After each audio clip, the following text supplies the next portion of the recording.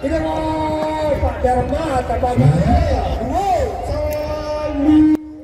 Saudaraku, sebanyak 288 ekor kuda pacu dari 4 kabupaten di Aceh mengikuti event pacuan kuda tradisional Gayo di Aceh Tengah pada Senin 27 Februari 2023. Kegiatan pacuan kuda tradisional Gayo itu digelar dalam rangka memeriahkan hari ulang tahun ke-446 Kute Takengon.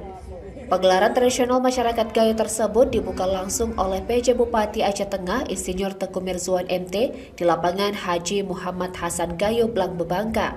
Hadir dalam pembukaan tersebut sejumlah Forkopimda Aceh Tengah serta SKPK setempat, dan hadir juga perwakilan dari Pordasi Kabupaten Gayo Luas, Benar Meriah, dan Aceh Tenggara.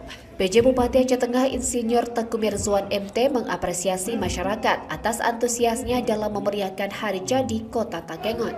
Ia menambahkan event tersebut dapat meningkatkan sektor pariwisata, juga untuk meningkatkan pendapatan devisa daerah serta menciptakan lapangan kerja. Ia berharap dalam rangka memperingati hari ulang tahun ke-446 Kota Takengon ini, semua yang telah dicapai hingga detik ini agar terus dipertahankan. Sementara itu, Kepala Dinas Pariwisata Aceh Tengah Zulkarnain menjelaskan, Takengon sendiri banyak mempunyai julukan seperti dataran tinggi Gayo, kota dingin, dan hawa sejuk. Untuk meningkatkan pariwisata, menurut Zulkarnain, perlu event-event dalam rangka mempromosikan wisata itu sendiri. Salah satunya ialah pacuan kuda. Zulkarnain menyebutkan sebanyak 288 ekor kuda dan terdiri dari kelas A sampai kelas F. Dari setiap kelas mempunyai 2 kategori, yakni kategori tua dan kategori muda. Dari Aceh Tengah, Romadadi, Tribun Gayo.